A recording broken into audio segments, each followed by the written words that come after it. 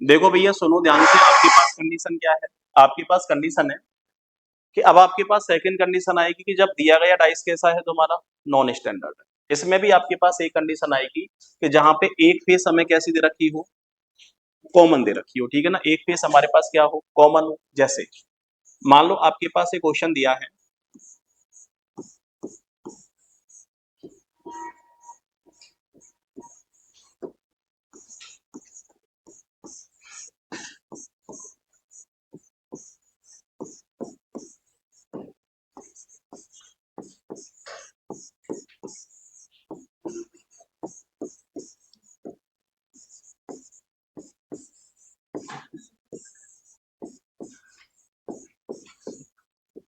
देखो भैया सुनो, आपके पास यहाँ पे मान लो 1 दिया है, यहाँ पे 5 दिया है, या आपके पास 6 दिया है, यहाँ पे 2 दे दिया है, यहाँ पे मान लो आपके पास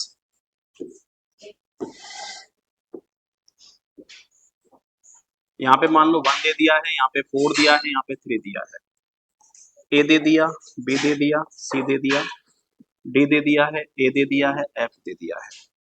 1 5 3, उसके बाद दिया है 4 6 और 2।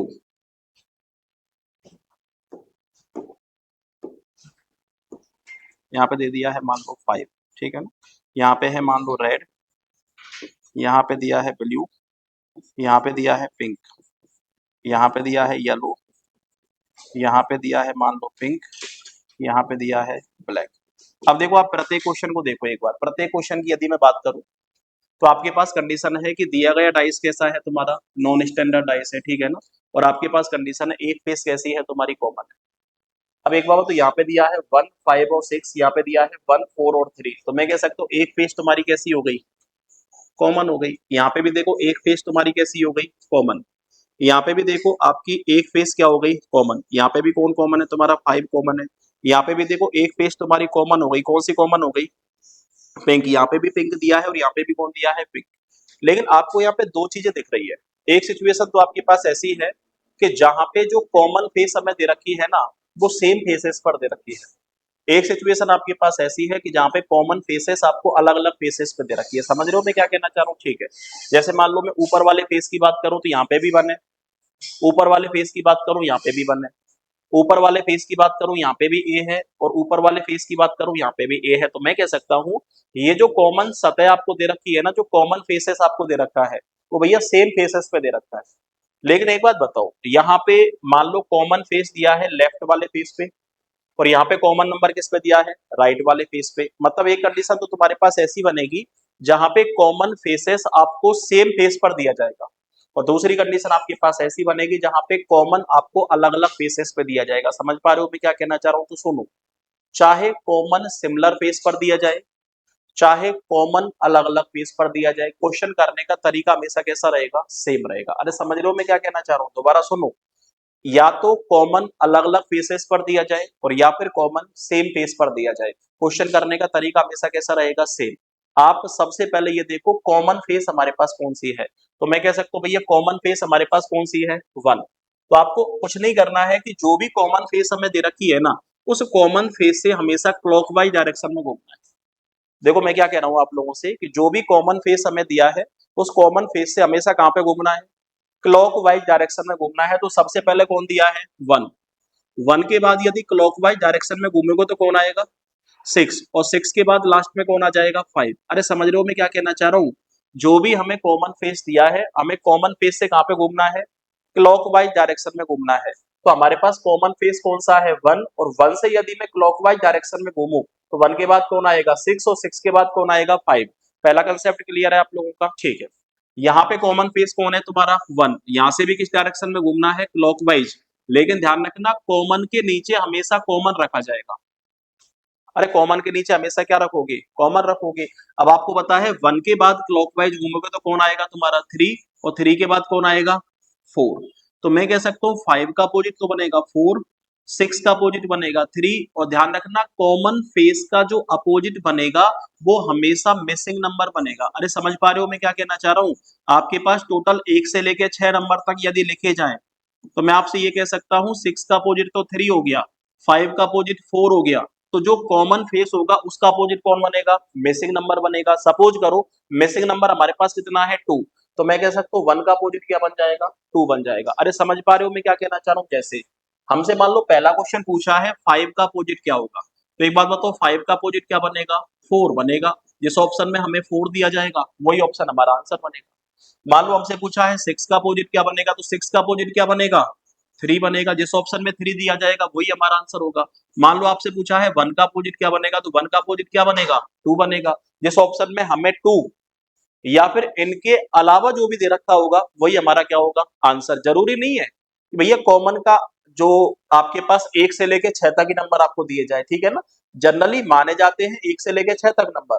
तो भैया जो कॉमन फेसेस होगा उसका अपोजिट कौन होगा, जो मिसिंग होगा। लेकिन मिसिंग 2 के अलावा कोई दूसरा नंबर भी हो सकता है, लेकिन वो नंबर इन सबसे कैसा होगा, अलग होगा। अरे समझ पा रहे हो मैं क्या कहना चाह रहा हूँ? ठीक है, तो आपको कुछ नहीं करना है कि जहां पे कॉमन फेस आपको दी जाए उस कॉमन फेस से हमेशा क्लॉकवाइज डायरेक्शन में घूमना है। जैसे मान लो मैं इस वाले क्वेश्चन की बात करूं तो यहाँ पे कॉमन फेस कौन है, ए, तो हमें हमेशा ए से कहां पे घूमना है, क्लॉकवाइज डायरेक्शन में। तो भैया एक बात तो सबसे पहले आपके पास ए के बाद कौन आएगा सी, और सी के बाद कौन आएगा बी। क्लॉकवाइज डायरेक्शन में कैसे घूमे समझ में आ गया तुम्हारे? ठीक है, यहां से हमें फिर घूमना है क्लॉकवाइज डायरेक्शन में, लेकिन कॉमन के नीचे कौन लिखा जाएगा, कॉमन। तो कॉमन के नीचे तुम्हारा कॉमन आ गया, ए के बाद कौन आएगा एफ, और एफ के बाद कौन आएगा डी। तो मैं कह सकता हूं बी का अपोजिट कौन हो गया है, डी हो गया। सी का अपोजिट कौन हो गया है, एफ हो गया है। तो ए का अपोजिट कौन हो जाएगा, जी हो जाएगा। मान लो ए का अपोजिट जी नहीं, कौन बच गया,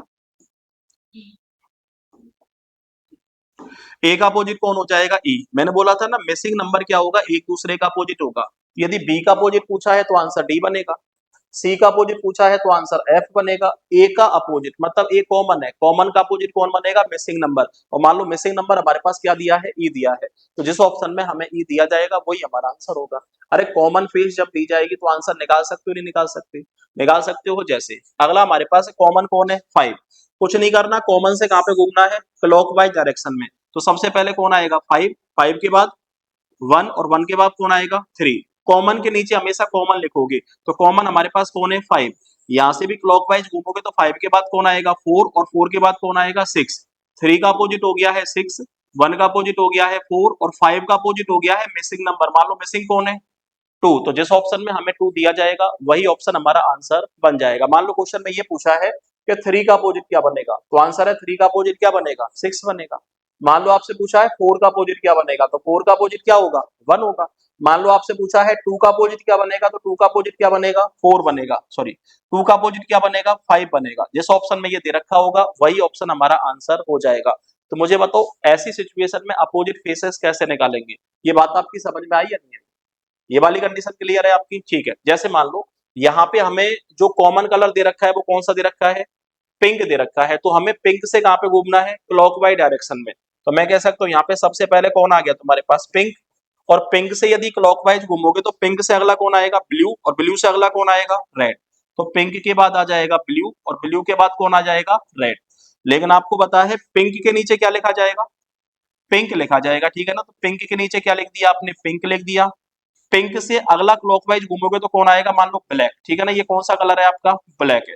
तो मैं कह सकता हूँ पिंक के बाद कौन आ जाएगा तुम्हारा, ब्लैक आ जाएगा। और मैं कह सकता हूँ ब्लैक से अगला कौन आ जाएगा, येलो। तो ब्लैक से अगला आ जाएगा आपके पास येलो। अगर आपसे रेड का अपोजिट पूछा है तो आंसर क्या जाएगा, अरे बोलो, येलो। आपसे ब्लैक का अपोजिट पूछा है तो आंसर ब्लू। और यदि आपसे पिंक का अपोजिट पूछा है तो जो भी तुम्हारा मिसिंग कलर दे रखा होगा वही हमारा क्या होगा, आंसर होगा। जैसे मान लो आपसे पूछा है पिंक का अपोजिट क्या बनेगा, ठीक है ना। आपसे पूछा है पिंक का अपोजिट क्या बनेगा, तो मान लो पहला ऑप्शन आपको दे रखा है ब्लू, सेकंड ऑप्शन आपको दे रखा है रेड, थर्ड ऑप्शन आपको दे रखा है पर्पल, ठीक है ना। थर्ड ऑप्शन आपके पास क्या है, पर्पल। और फोर्थ ऑप्शन आपके पास दे रखा है मान लो ब्लैक, ठीक है ना। फोर्थ ऑप्शन आपके पास है ब्लैक। अब देखो एक बात बताओ, किसका अपोजिट पूछा है, पिंक का। तो आपको पता है पिंक का अपोजिट ब्लू नहीं हो सकता, क्योंकि ब्लू तो किसका अपोजिट है, ब्लैक का, तो पहला ऑप्शन ब्लू कैंसिल हो गया। पिंक का अपोजिट रेड भी नहीं हो सकता, क्योंकि रेड किसका अपोजिट है, येलो का, तो रेड भी कैंसिल हो गया। पिंक का अपोजिट ब्लैक भी नहीं हो सकता, क्योंकि ब्लैक किसका अपोजिट है, ब्लू का। तो आपके पास मिसिंग कलर कौन सा दे रखा है, पर्पल। जो भी तुम्हें पर्पल दे रखा होगा वही हमारा क्या होगा, आंसर होगा। तो मुझे बताओ, जहां पे एक फेस कॉमन होगी वहां पे अपोजिट फेसेस निकाल सकते हो या फिर नहीं निकाल सकते। तो जहां पे एक फेस कॉमन होगी वहां पे दो तरीके के क्वेश्चन मैंने आपको करवा दिए। या तो आपको ये देखना है कि डाइस स्टैंडर्ड है या फिर डाइस नॉन स्टैंडर्ड है।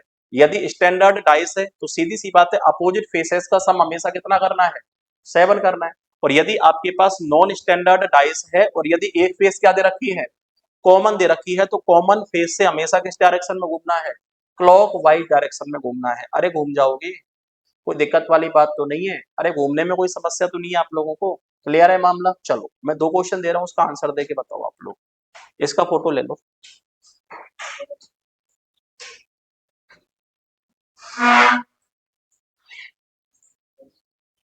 अभी दिक्कत नहीं आएगी, दिक्कत वहां पे आएगी जब दो से ज्यादा फेसेस आपको दी जाएंगी।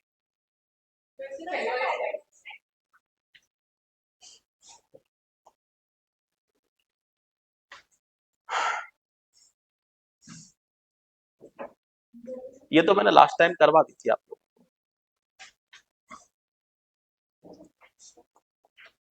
चलो भैया, दो क्वेश्चंस के आंसर दे के बताओ आप लोग मुझे।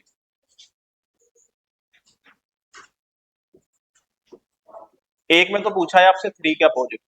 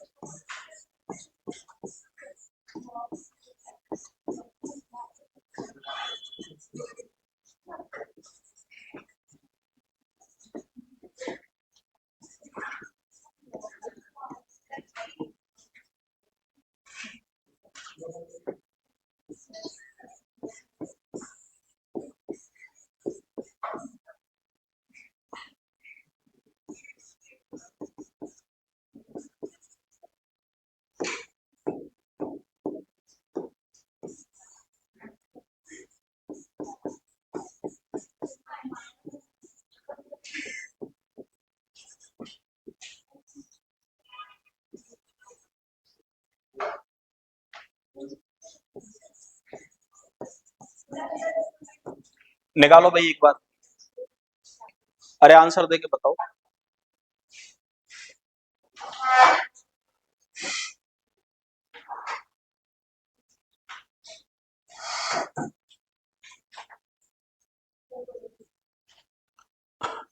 अच्छा, सबसे पहले क्वेश्चन में थ्री के अपोजिट निकालना है, तो थ्री के अपोजिट क्या बनेगा, 4। आपको पता लग गया डाइस स्टैंडर्ड है या नॉन स्टैंडर्ड है, स्टैंडर्ड डाइस है। और स्टैंडर्ड डाइस है तो अपोजिट फेसेस का सम हमेशा कितना होगा, 7 होगा। तो भैया थ्री का अपोजिट क्या बनेगा, 4 बनेगा। अरे पहले क्वेश्चन का आंसर 4 कैसे गया, समझ में आ गया तुम्हारे।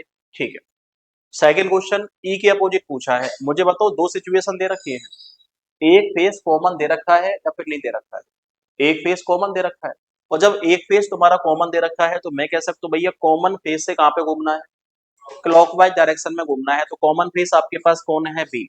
तो मैं कह सकता हूँ बी से आपको क्लॉकवाइज डायरेक्शन में घूमना है, तो बी के बाद कौन आएगा, एफ, एफ के बाद कौन आएगा, सी। तो मैं कह सकता हूँ यहाँ पे बी, बी के बाद एफ, एफ के बाद कौन आएगा, सी। कॉमन के नीचे हमेशा लिखा जाएगा कॉमन। तो बी से क्लॉकवाइज घूमेगा तो कौन आएगा, डी, और डी से अगला कौन आएगा, ई। किसके अपोजिट पूछा है, ई के अपोजिट पूछा है, तो ई के अपोजिट क्या बनेगा, सी। जिस ऑप्शन में हमें सी दिया जाएगा वही ऑप्शन हमारा आंसर होगा। अरे बना लोगे, कोई दिक्कत। क्लियर है मामला, ठीक है। एक बात बताओ, यहाँ पे कॉमन फेस दे रखा है नहीं दे रखा है, दे रखा है। बताओ कॉमन फेस हमारे पास कौन है, 5। तो कॉमन फेस यदि हमारे पास 5 है तो कॉमन फेज से हमेशा कहाँ पे घूमोगे, क्लॉकवाइज डायरेक्शन में। तो 5 से अगला कौन आएगा 1 और 1 से अगला कौन आएगा 6। तो मैं कह सकता हूँ 5, 5 से अगला 1 और 1 से अगला हो गया है 6। भैया कॉमन के नीचे लिखा जाएगा कॉमन, तो 5 के नीचे लिखा जाएगा 5, 5 से अगला कौन होगा 3 और 3 से अगला कौन होगा 4। किसका अपोजिट पूछा है, 5 का अपोजिट पूछा है। तो मैं कह सकता हूँ 5 का अपोजिट, देखो 6 का अपोजिट 4 हो गया, 1 का अपोजिट 3 हो गया, तो 5 का अपोजिट होगा मिसिंग नंबर। और मान लो मिसिंग आपके पास कौन है 2, जिस ऑप्शन में हमें 2 दिया जाएगा वही ऑप्शन हमारा आंसर होगा। एक बात बताओ, आपके पास हैशटैग स्टार परसेंटेज यहाँ पे दिया है percentage dollar at the rate, एक फेस कॉमन है या दो फेस कॉमन है, एक फेस कॉमन है दो फेस कॉमन है, एक फेस कॉमन है। तो कॉमन फेस से हमेशा कहाँ पे घूमोगे, क्लॉकवाइज। तो मुझे बताओ सबसे पहले क्या लिखा जाएगा, परसेंटेज। पहले वाले डायग्राम की बात करो, परसेंटेज के बाद कौन आएगा, स्टार, और स्टार के बाद कौन आएगा, हैशटैग। सेकंड वाले की बात करूं, परसेंटेज के नीचे क्या लिखा जाएगा, परसेंटेज, परसेंटेज से अगला कौन आएगा, डॉलर, और डॉलर से अगला कौन आएगा, एट द रेट। हमसे किसका अपोजिट पूछा है, एट द रेट का। तो एट द रेट का अपोजिट क्या बनेगा, हैशटैग। जिस ऑप्शन में हैशटैग होगा वही हमारा आंसर होगा। सपोज करो हमसे किसका अपोजिट पूछता, परसेंटेज का, तो आंसर ऑप्शन के हिसाब से दिया जाता। ऑप्शन के हिसाब से कैसे दिया जाता, मान लो पहले ऑप्शन में दे दिया है हैशटैग, दूसरे में दे दिया है एट द रेट, तीसरे में दे दिया है मान लो डॉलर, और चौथे में मान लो दे दिया है कॉपीराइट। तो आंसर क्या चला जाता, कॉपीराइट। ठीक है ना, जो भी मिसिंग होगा वो हमेशा किसका अपोजिट होगा, कॉमन का अपोजिट होगा। यहाँ तक कोई दिक्कत है किसी को, यहाँ तक का मामला क्लियर है। लेकिन जरूरी है क्या आपको सिर्फ एक ही फेस कॉमन दिया जाए, आपको कितने फेस भी कॉमन दिए जा सकते हैं, दो फेस भी कॉमन दिए जा सकते हैं। ठीक है ना, अब दो फेस कॉमन कैसे दिए जा सकते हैं वो सुनो ध्यान से। मान लो आपके पास एक क्वेश्चन है,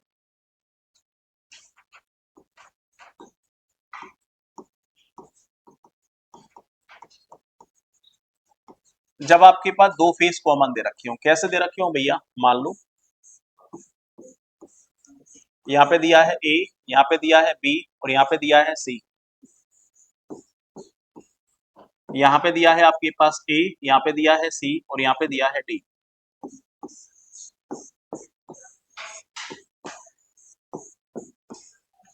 यहाँ पे दिया है 1, 2, 5 और यहाँ पे दिया है 1, 5 और 3।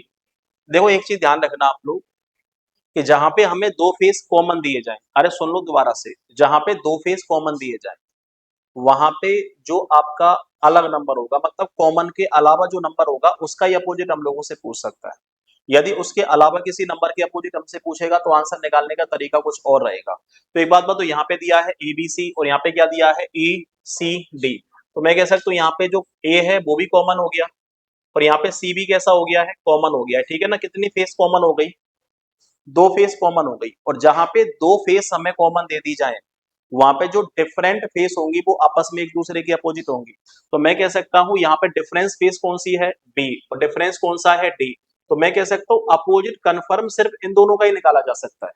जहां पे दो फेस हमें कॉमन दी जाएंगी तो जो डिफरेंट फेस होगी वो हमेशा आपस में एक दूसरे की क्या होगी, अपोजिट होगी। मान लो हमसे बी का अपोजिट पूछा है तो बी का अपोजिट कौन बनेगा, डी। यदि हमसे बी का अपोजिट पूछा है तो बी का अपोजिट क्या बनेगा, डी। इसका तो कन्फर्म निकाल सकते हैं।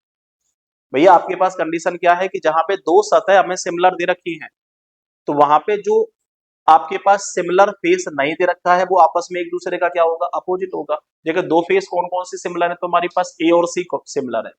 तो हमसे जो अपोजिट पूछेगा वो उस फेस का पूछेगा जो हमें सिमिलर नहीं दे रखी है।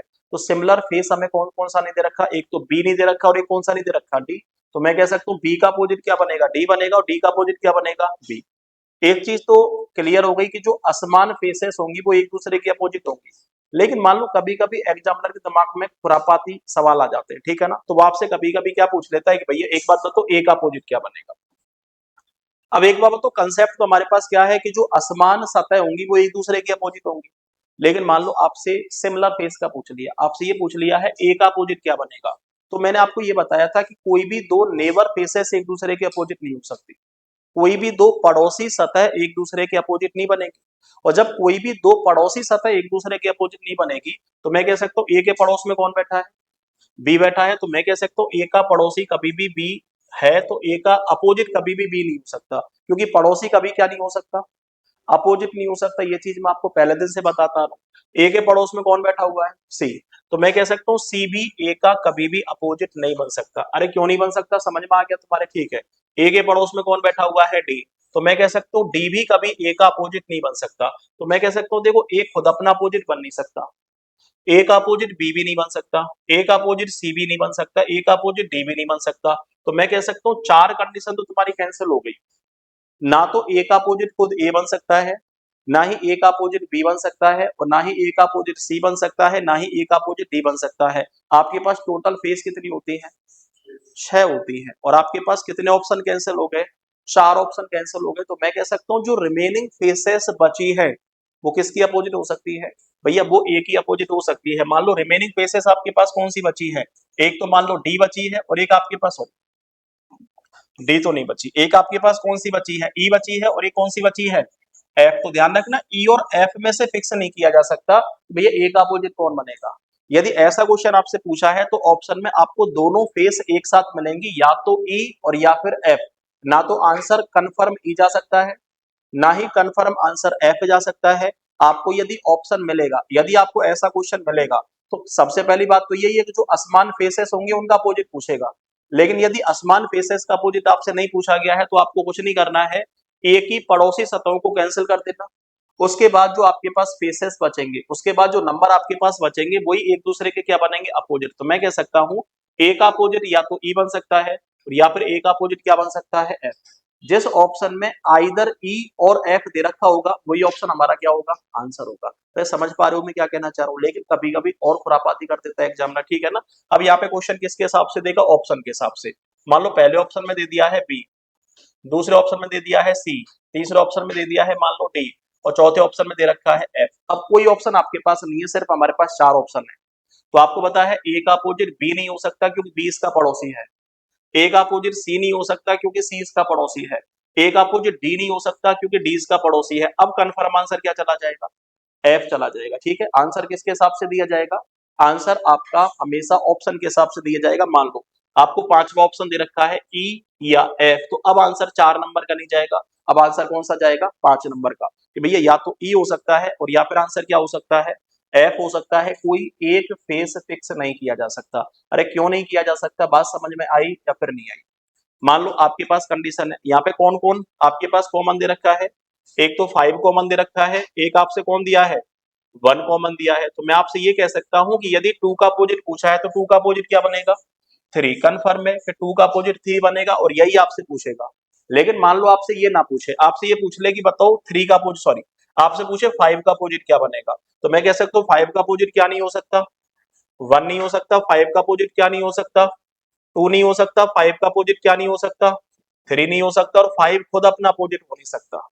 तो मैं कह सकता हूँ जो रिमेनिंग दो फेस आपके पास बची, सपोज करो हमारे पास रिमेनिंग फेस कौन सी बची, एक तो 4 बच गई और एक कौन सी बच गई, 6 बच गई। तो मैं कह सकता हूँ 5 का अपोजिट या तो 4 होगा, और या फिर 5 का अपोजिट क्या होगा, 6 होगा। जिस ऑप्शन में हमें 4 या 6 दे रखा होगा वही ऑप्शन हमारा आंसर हो जाएगा। कभी भी कन्फर्म फेसेस नहीं निकाले जा सकते। अरे क्यों नहीं निकाले जा सकते, ये बात समझ में आ गई आप लोगों को, ठीक है। मैंने आपको 2 कंडीशन करवा दी, जहां पे एक फेस कॉमन दी जाए और जहां पे 2 फेस कॉमन दी जाए। अब बताओ मुझे, कभी भी ऐसा क्वेश्चन आ सकता है जहां पे तीनों की तीनों फेस कॉमन दे दी जाए, अरे वो तो ड्रॉ हो जाएगा ना मैच। एक बात बताओ, जहां पे तीनों की तीनों फेस कॉमन दे दी जाएंगी वहां पे मैच क्या हो जाएगा, ड्रॉ हो जाएगा। तो भैया तीनों की तीनों फेस कभी भी कॉमन नहीं दी जा सकती। या तो आपके पास क्वेश्चन ये आ सकता है कि कोई भी फेस कॉमन ना हो, और कोई भी फेस कॉमन ना हो तो 2 कंडीशन बनेगी, या तो डाइस कैसा होगा, स्टैंडर्ड होगा, और या फिर कैसा हो सकता है, नॉन स्टैंडर्ड हो सकता है, ठीक है। तो मैंने एक केस तो आपको करवा दिया कि डाइस कैसा हो जाए, स्टैंडर्ड हो जाए। लेकिन अब कौन सा डाइस चल रहा है तुम्हारा, नॉन स्टैंडर्ड चल रहा है। तो अब समझो आप लोग कि नॉन स्टैंडर्ड डाइस जहां पे आ जाए और जहां पे हमें एक भी फेस कॉमन ना दिया जाए तो हम हमेशा कॉमन फेस कैसे निकालते हैं। अरे समझ रहे हो मैं क्या कहना चाह रहा हूँ। जैसे मान लो आपके पास एक क्वेश्चन दिया है,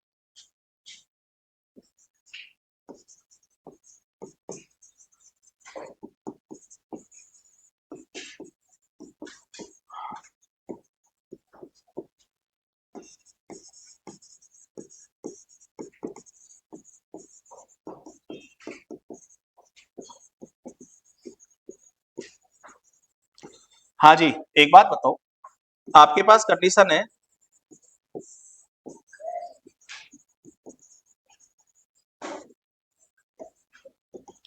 अच्छा एक बात बताओ, आपके पास कंडीशन क्या थी? आपके पास कंडीशन थी कि जहां पे कोई भी फेस कॉमन ना दिया जाए। तो सबसे पहली कंडीशन थी कि जब दिया गया डाइस कैसा हो, स्टैंडर्ड डाइस हो। तो स्टैंडर्ड डाइस में तो कुछ नहीं करना, अपोजिट फेसेस का सम कितना करना है, 7 करना है, ठीक है। जहां पे अपोजिट दे रखा होगा वही हमारा आंसर होगा, तो ये तो मैंने आपको करवा दिया। लेकिन अब आपके पास सेकंड कंडीशन है कि जब दिया गया डाइस कैसा हो, नॉन स्टैंडर्ड डाइस हो, ठीक है ना। तो नॉन स्टैंडर्ड डाइस की सिचुएशन में आप लोग किस तरीके से कैलकुलेशन करोगे वो समझो एक बार, ठीक है ना।